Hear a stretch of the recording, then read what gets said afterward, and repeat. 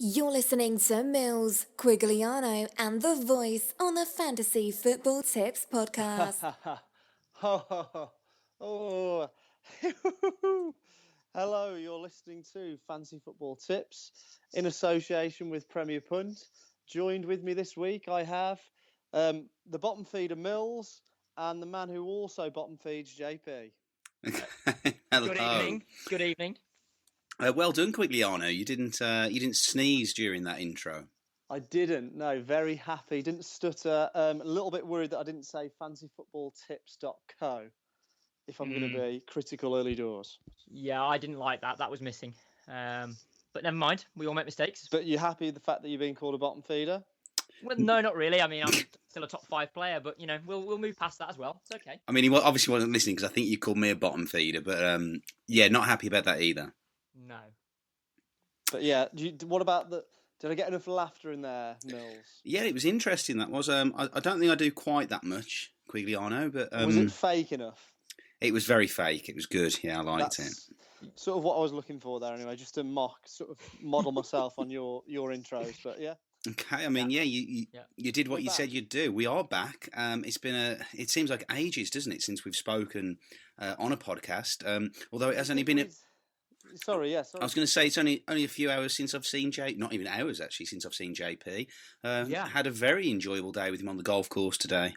Yeah, it was fantastic. On the whole, it was fantastic. On the whole. Pun intended. Okay. Oh, well done. Perhaps apart from the last two for you, but anyway, we'll move on. Quigliano, did I detect a slight slur in your voice? That's a slur that's an accusation right there. Well, not at all. It's not I'm just I felt that you were struggling vocally. No, you're bang on there. You're obviously well aware. In fact, I was saying we've had a long pause between this game week, and we've managed to time the podcast in between a little midweek session where Quigliano is going to have to leave very quickly. So, yeah, there is a little bit of a slur there, mate. Okay, and you've say a midweek session. Does that involve alcohol? Then I take it. So that's a drinking session. Just wine tasting, very sophisticated. It's okay. nothing more than just the European managers would do midweek. Okay, so taken in the tour of Europe, taken in the international break. Thoughts on that so far? Because it's been quite exciting, hasn't it? Especially from an England perspective. Better than normal, definitely. The usual optimism was there weekend, and then I've already seen people complaining and moaning this week regarding the Holland game. But I think it gives optimism for the Euros at least. That's all we ever need. And from an FPL perspective, I think, sort of people were saying Jamie Vardy had gone a few games without a goal. He's answered his critics at the highest level, I suppose. And Harry Kane, again, a good performance. So some good stuff in there. Giroud scored. I think one of the Stoke players, Afellay, scored as well. So lots kind of from an FPL perspective as well. Yeah, can I answer that one, Mills? You can, yeah. You sound like you're in a fishbowl, JP, but go on. Not got the headphones this week for this Skype call. No, I don't. I can only apologise. I will do my utmost best to speak clearly. Go for it. Yeah, like as you were saying, Mills, going to add to that. A lot of the players that people have been putting in their teams scored goals. Not just the players that you've mentioned. Dimitri Payet scored. Wijnaldum got an assist. Very, very good. A lot of players that we expect to do well in the Premier League doing well on the international scene, which I found very, very interesting. And hopefully those goals will make decisions a little bit easier for people this week. Such as? For example, I mean, if Dele Alli wasn't in your team before, if Jamie Vardy wasn't in your team before... Then you've not been playing FPL. If Payet wasn't in your team before, you've got to have them in. They're absolute musts. They're absolute musts. What about the double game week, though? Shouldn't we be stockpiling? Well, we should be discussing that, yeah, but we can go into that in more detail shortly. Give you a bit more time to prepare for that, is it? Absolutely, yes. Okay, so we'll. I know Quigliano, you're pushed for time this evening with this session that you want to resume. So impromptu. Okay, so we'll. It's slightly worrying as well. So we'll move straight on to the Gary of the week, Quigliano. Well, JP's already mentioned him, and it's there's a lot to be considered when we're talking about these. And before we go on to that, we've got do you prep for a double game week already coming up for Everton and Crystal Palace?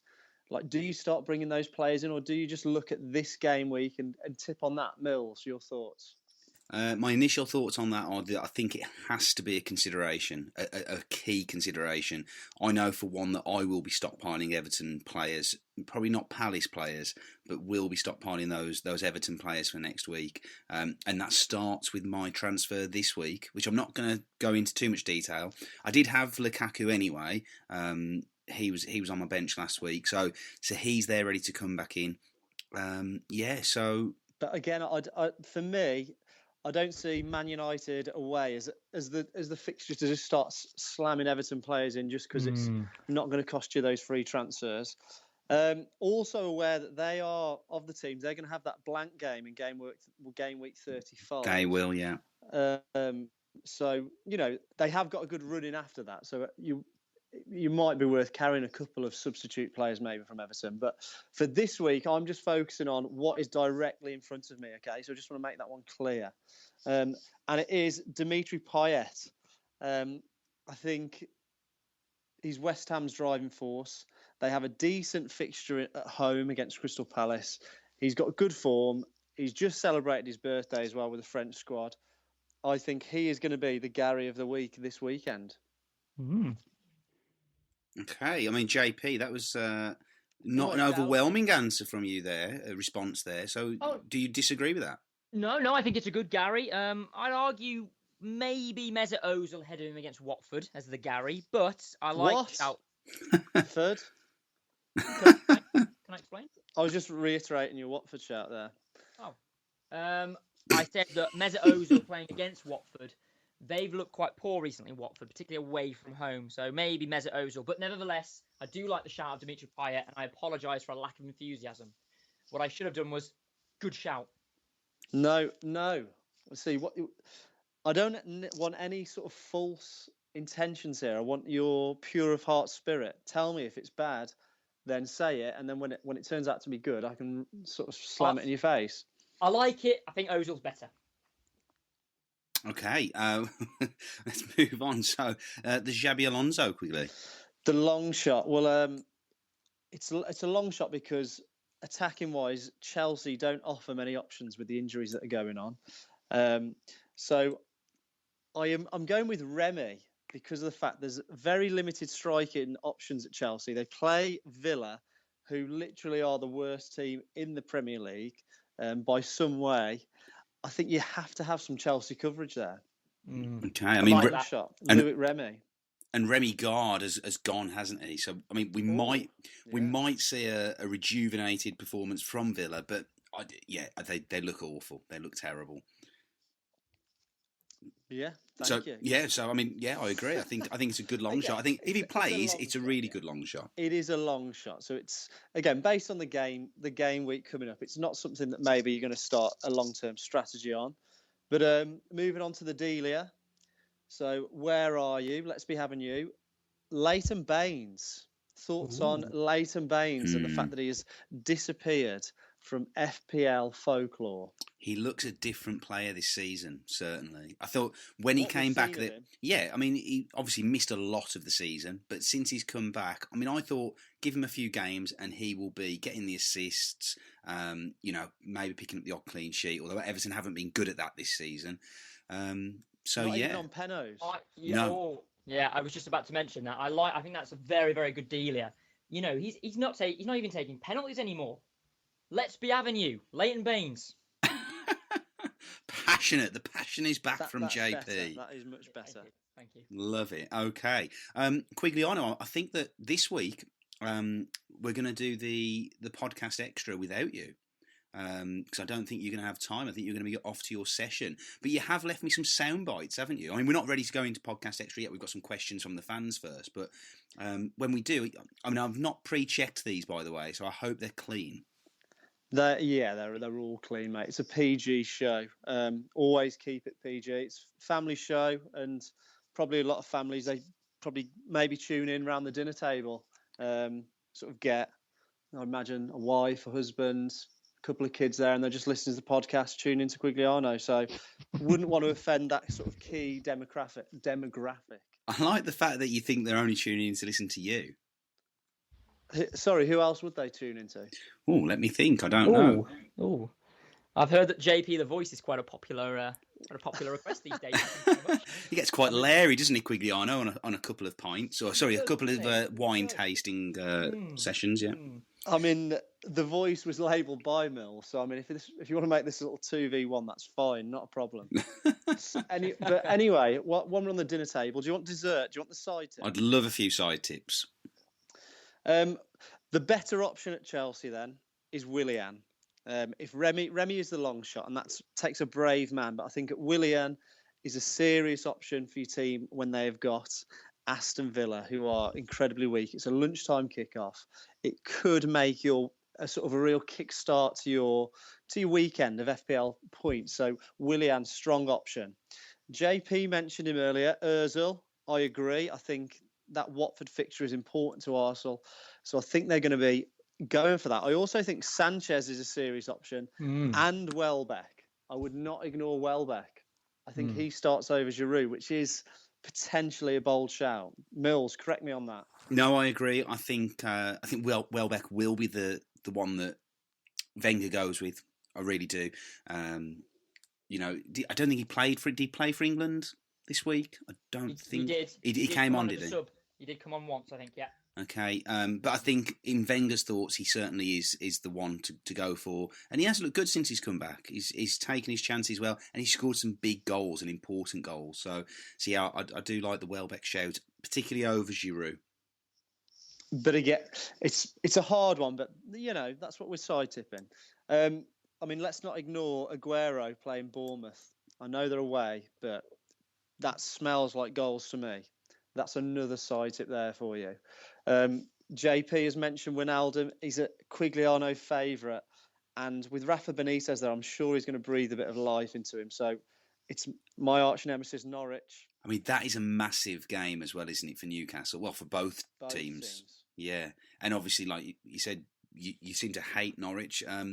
They did well last week, in the last round, didn't they, when they got that win at West Brom, which could be, a huge point, and if they can get a result against Newcastle. But I do agree with you, Quigliano. I think Benitez is the man to turn that around, and where better to start than at Norwich next week. And I think with Wijnaldum, you've got a player that probably he's not going to suffer from the fixtures. He's consistently going to be playing, so I strongly recommend him. Also going then, fire them in. Firmino, I think, has to be an option in that Liverpool team. I'm also fancying Martial this weekend. As we've already mentioned, Everton's backline is not particularly good, and I would back Martial to pick up something there. The man in form for England, you can't ignore Jamie Vardy. He's a definite tip there, with Leicester playing at home against Southampton, who aren't easy to score against, but I would definitely back him. And my final one is the old boy Siggy playing against Stoke without Butland. Yeah, absolutely. And Siggy has come good for a couple of weeks now. A lot of people jumping on that, and you can see why. And Stoke, they're gonna suffer, aren't they, without Butland in goal? JP. Yeah. Well, first of all, can I credit Quigliano on this side tips list? I think it's possibly the best set of side tips I've heard all season. One of them. I'll explain why. Who's been drinking here, me or JP? and everything. He sounds like he's in the drink at the moment. Yeah, but, he is quite small. He could quite easily fall in a pint glass. Yeah, very probably. As I was saying before, interrupted by two people. Glad it's not three. You've got to look at those players. You've got to look who they're playing against. Like, every player has got a fixture that excites you. And I'm going to make a big shout here, Mills. I think the points that people will score this week, I think everyone's going to be getting over 100 points in our league. Wow. That is insane. I think everyone. Triple figures, most. Including most. Our Arabian friend. Wrong word. Most. Okay. We'll get 3 figures. Okay, that's a very bold shout. I don't necessarily agree with that, but Yeah. Okay. That's Right. why I'm 5th and you're 9th. So Okay. All right. Okay. Fighting talk. We'll come Is back he to that. ninth? I is he don't. 9th actually? I might have got that wrong. I think that is wrong, but That sounds very low. We'll move on. Right, that's a lovely set of side tips. I'm glad JP has brought something to the table. We're going to be back right after this when we're going to be talking goalkeepers and looking at some questions from Twitter. See you in a minute. You are listening to Mills and Quigliano on the FantasyFootballTips.co podcast. Sponsored by Premier Punt. All your fantasy Premier League tips in one juicy little podcast. Get in touch at www.fantasyfootballtips.co.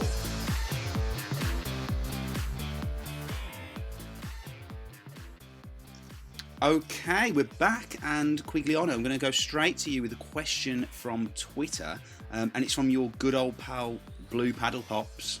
Salute him. Will do. And he is asking, who would you recommend as double game week differentials? So I'm guessing we'd potentially be looking at game week 33 and 34 there. It's I a think, differential shout. I've got the answer, and it is the Everton goalkeeper, Robles at 4.3. Yeah, I like that.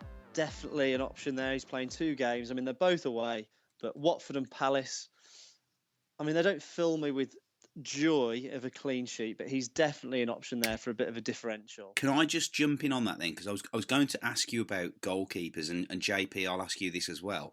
I think something like 45% of active teams have either got Butland or Elliott in goal.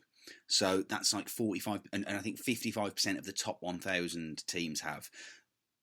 That's huge, isn't it? So there's going to be a lot of players this week looking for a new goalkeeper.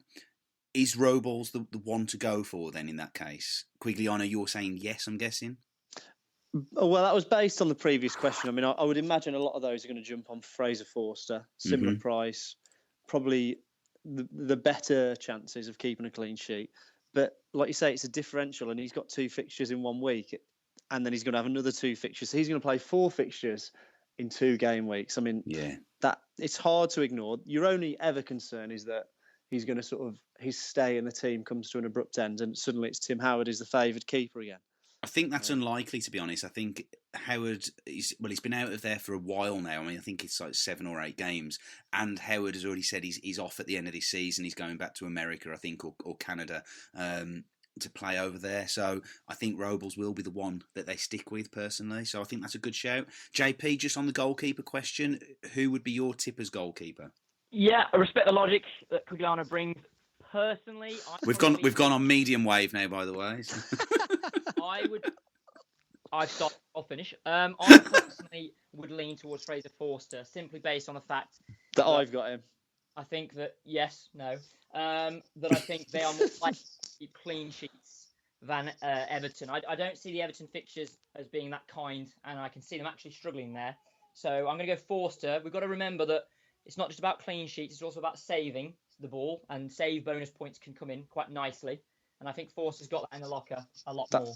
I agree there. That's why I'm saying go for a keeper that's probably going to play twice in 1 week. Yeah. So then it's not about whether he keeps clean sheets. It's about the 90 minutes that he plays and maybe a couple of saves. So you might get 6 from two sort of no clean sheet games, but you're still going to end up with 6 points. Could I respectfully counter that one? The issue with that, though, if you feel like the team could struggle and they concede more than 3 goals or 2 goals, then you're looking at minus points. So you've also got to take that into account. But you were just talking saves a minute ago, but you're probably going to ignore that now. No, not at all. No, I'm talking about a full combination. I mentioned the fact that I don't think their fixtures are very kind.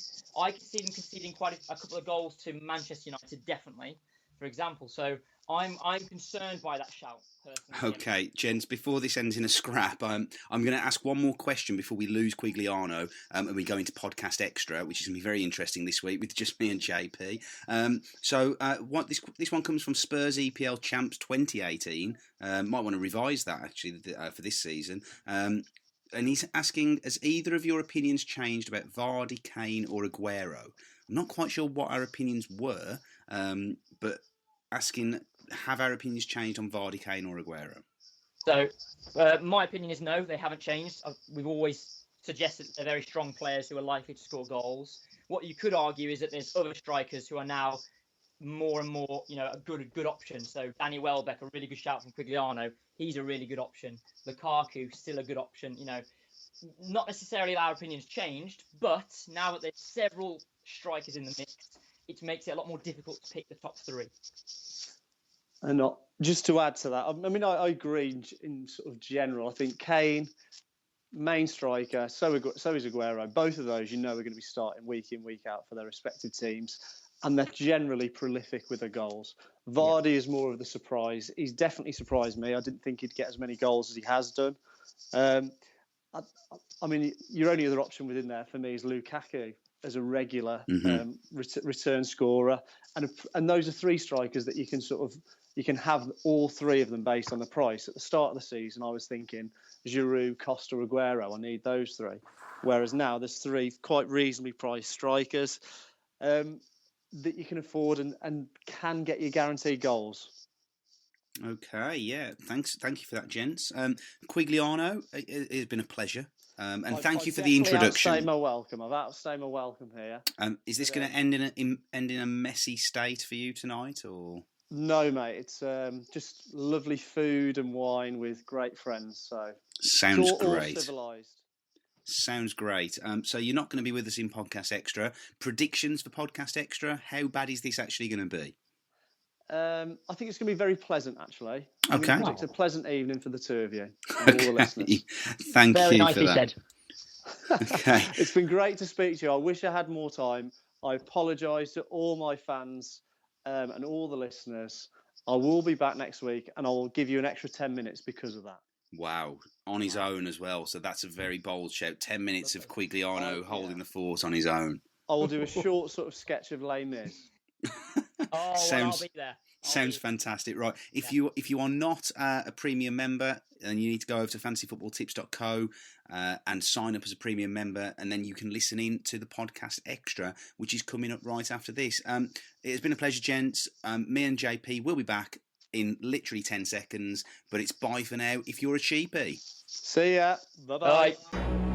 Warning, warning, warning, warning. 3, 2, 1. The FantasyFootballTips.co podcast with Mills and Quigliano.